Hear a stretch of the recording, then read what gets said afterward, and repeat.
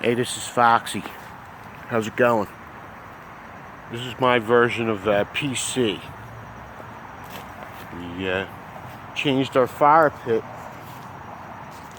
since the spring. I think I explained that I ripped out a driveway that had a bunch of tar. It was tarred over. About 2 inches, 3 inches of tar. I got a small dumpster, ripped all the tar up. Then I got a shovel. I was going to have a garden. I was going to get, just a little mulch and away we'd go. Well, here, I start hitting these blocks. And if you can see, some of them are, 10 inches thick. They're not the thickest ones. But here's a couple over here. They're huge. I'm like trying to dig these things up.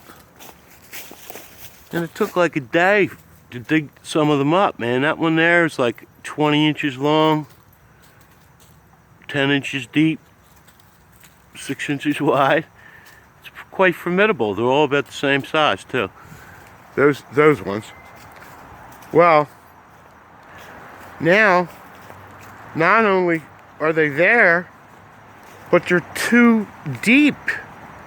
Meaning there's one under another one. Okay, so when they went to put the tar down, what they did is they chopped the old driveway up, plowed it under, added a layer of rock, and then and it looked like it was just tar. But here it was, 3 foot thick of stone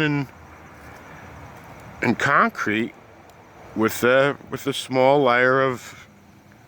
relatively small layer of tar on top.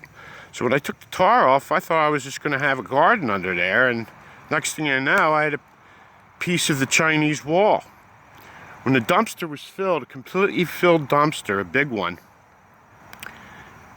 it was filled 5 feet to the top, 20, I don't know how long they are, 15, 20 feet long maybe, 5 feet high, 8 feet wide, something like that. 10 feet wide, I don't know. But it was one of those ones. And it was completely filled to the top. With no spaces. Well, now that I've made my little fire pit here out of the ones that I saved, a little disappointed that I didn't save more. Because I have ideas. Alright. So, the PC part is I'm a pyrophile. Okay, I love fires. Am I a pyromaniac? No, I think I'm acting quite respectably and not inexorably ranting or raving. But so here we are. I had this other fire pit going on, and I explained how the smoke and flames would twirl. And in the wintertime, I had 2 hoodies on, and I was nice and warm. And trying to get the fire started, you have to start out with a little bit of small wood. I didn't have a wood pile or anything at the time, which is almost all gone already. I like the little barrier we made. The dogs like to hide in the corner, which isn't as much of a corner as it used to be. It was nice. Well, anyway, summer was over. We got chased in by the bugs, okay? So now I'm a pyrophile, okay? Now one of the reasons I'm such a pyrophile is I'm also a carnivore. So, my PC is pyrophile, carnivore. Now, the funny thing is I watch so many videos in the past 6 years or so. And everybody seems to start at a different place. Okay? You got your flat earthers and you got your people who were into complete hoax, auto hoaxers, matrix people. You got your Mandela affected people. I heard about the whole Berenstain Bear thing back in the early 80s. Nobody ever called it anything except we were mistaken. People didn't like to say the word stain. That's what I say. But anyway, does that mean the whole thing's wrong? Not necessarily. So what we're going to do is we're going to bring some of these coals to the forefront here in our first section. Okay? Put that smoking stick out of the way real nice. Well, anyway, this is a tweaked version of our little fire pit. I made it long enough that I can maintain a fire in the back, but pull the coals to the front section here. Now I tried to make the thing as wide as I could, but safe for the grill not to slip. As you see, that's not the case. The grill will slip still. I have an old bed frame. I was thinking about cutting it longer, widening the blocks just a hair, so the whole grill will fit in the fire, and have the bed frame that much longer to hold the grill out of the hole. That's the plan. You know, a little bit of leveling here, leveling there. And what I would really love to do is sometime this fall is possibly maybe take some of the mud that I exposed after digging this stuff up. See if I can make my own clay dish or something silly like that. You know, I'm on Social Security. I hurt my back in 2005, and I came upon the truther movement through the health side. At the time, I was like 230 pounds or so, but I wasn't real fat or anything. And I had lost 26 pounds from 256 through this starvation type diet. Okay? No fat, no salt for like 2 years. And I thought that my back was hurting a lot when I ate too much, so I just would eat less. But then I would wake up in the middle of the night and binge. So I didn't really know what was going on. But if you research high carbohydrate diet and low carbohydrate diet, ketogenic diet, you'll see that someone on a high carbohydrate diet will raise their blood sugar considerably. It triggers your pancreas to throw out some of its stuff, insulin, which lowers your blood sugar, makes you tired. So you eat a big meal filled with carbs, you take a nap, you wake up, your blood sugar's back down, but the fact that there's really nothing else in the food except for the carbohydrates, you're still famished because your body never got the nourishment that it needs. Okay? So all that superfluous eating that you do all the time, it's not necessary.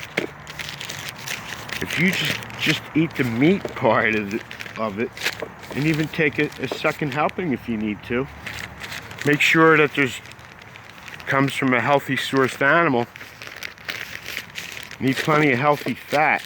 The ketogenic diet is one in which your body has been reprogrammed to burn primarily fat as a fuel source. So what happens is your blood sugar never really goes up. Your pancreas doesn't have an insulin response, and you don't get tired. And then you don't wake up hungry because you didn't pass out from an insulin overdose. Now the funny thing is you say, oh, well, is that going to be enough? Or you could say, well, that's too much. Well, once you start training yourself in this ketogenic diet, you'll find that there's some days that you don't eat anything at all. You're just not hungry. Meaning that your body's nourished properly. Now, I watch these other truther channels, and some of them are talking truth this and truth that, and they're sitting there with a 2-liter Pepsi, swigging it right out of the plastic bottle. Okay? And I say, know your source, man.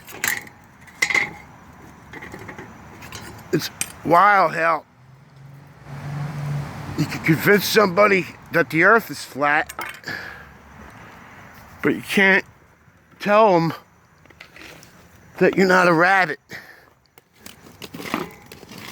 Okay, let's get some of these, more of these coals. Okay, now, I try not to overcook anything. Again,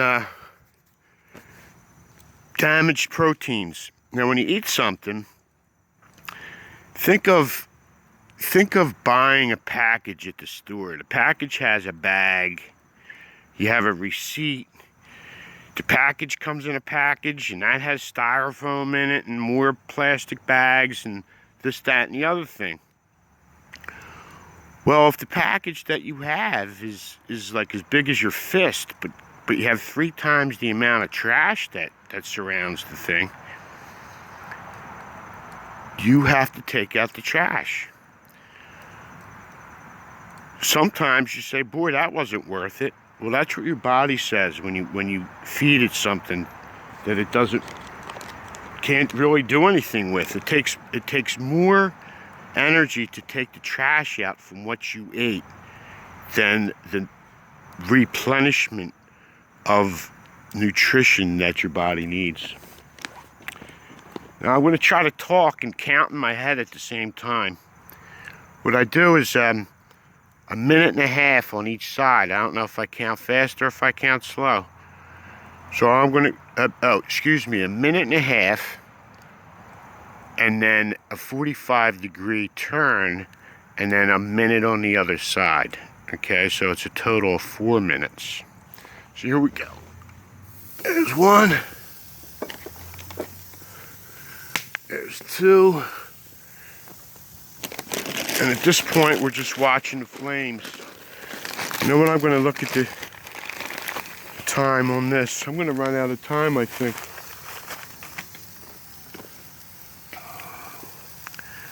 I think I have a 15-minute limit. I was a little too wordy, wasn't I? I apologize. But anyway, I started, when I hurt my back, they gave me a bunch of pills, and the pills gave me spasms, it seems, and made my legs ache. And I asked the doctor, I said, yo, is there anything I could do? And he pretty much said no. Just gave me more pills. So I took this magnesium bath. Okay, Epsom salts is magnesium, I don't know what it's called. Oh, it's a type of magnesium, we'll just say that. And that's what Epsom salts are. And you absorb the magnesium transdermally. And after 3 baths, my leg aches went down considerably. My night back spasms almost disappeared. The night ones did, you know. So I said, well, maybe there's something to all this health stuff, right? So I went from not eating grains, not drinking soda, filtering my water, cutting down on trigger foods. The ketogenic diet is considered a low inflammation diet. That's where I started with this whole low inflammation thing. Well, with the low inflammation,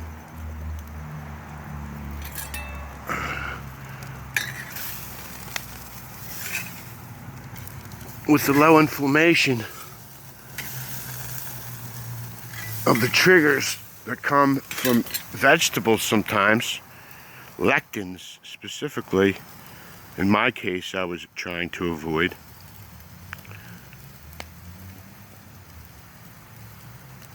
It was like, well, food elimination. Well, stop trying to figure out what you can eat. Just start doing what you can eat. You know, you train a dog, don't say no, no, no all the time. Find out where the yes is and concentrate on that. And the next thing you know, you're never saying no. You're always looking for something. So I'm mostly carnivore. I'm MC Foxy, mostly carnivore, and I'm PC, pyrophile, and carnivore. I think we're getting close. See, I don't mind eating it raw. Not raw, but what other people will call raw.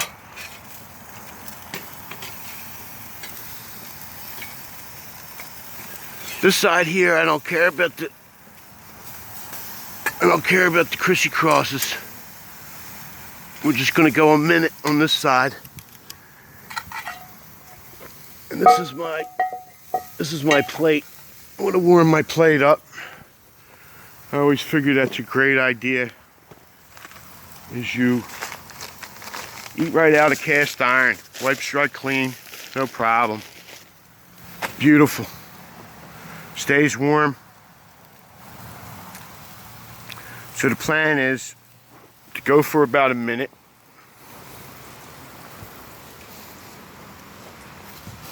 Find a flat one. Flat one. Flat enough. Flat enough. Flat enough. Might be a little tricky. We'll see. Now, I pride myself in my cooking. I make everything fresh almost every day.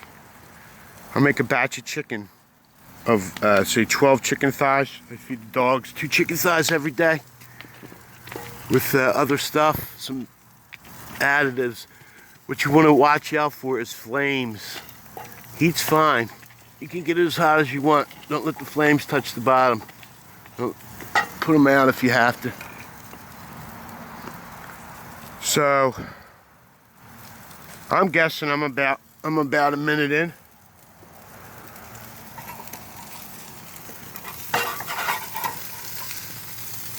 Let's see what the other side looks like real fast. I'm gonna spin it around and get the front side just a hair, because you can see how that's a little underdone there. Oh, no problem with that. It's hot, man. It made me pull back. That's one disadvantage of pulling all the coals to the front, is it starts to burn your knuckles. But so back to the story about the fire pit. One of the reasons this isn't hot enough, one of the reasons why I built this thing is because the other one was swirling. I had 2 hoodies on. I see some smoke out of the corner of my eye, and I turn around, nothing's there. See some smoke out of the corner of my eye, turn around, there's nothing there. Here my ponytail had worked its way a loop that was sticking out of my hoodies in the front, almost like a fuse. The swirling smoke carries a flame with it sometimes. It lit the tip of my loop. It was a whole loop. It hit the loop. Now the loop's outside the hood, kind of sticking up in the air, and I'm spinning around And I don't know that my hair's on fire, right? So I should have like a Foxy cam going on, because boy, that one would have went viral. It would have been funny me like turning around and looking, because I wasn't like jumping around or anything. I just turned around. I see something now. I see something now. Well, as it worked its way in underneath the hood, I finally saw that I was on fire. Just my hair, it didn't burn me or nothing. And I'm glad my head is not a firecracker, because it would have exploded. It worked its way all the way back to my scalp, and I had a big bald spot. I look like a punk rocker where they shave underneath long pieces. No biggie. It's funny, nobody even said a word. My daughter did. But how crazy people's looks are these days. You know? But here's this guy who's got his head half shaved, it looks like. I think it looked kind of cool. Oh, I forgot. One more thing. Now the best thing to do is to let these guys sit. You hear them hissing? The best thing to do is let them guys sit for a couple minutes. But I'm not sure how long this is going to go. So what I'm going to show you, what I have to do is do this. Take this bad boy. Oh, missed it. Missed it again. That's a good one. Sorry about butchering the butcher.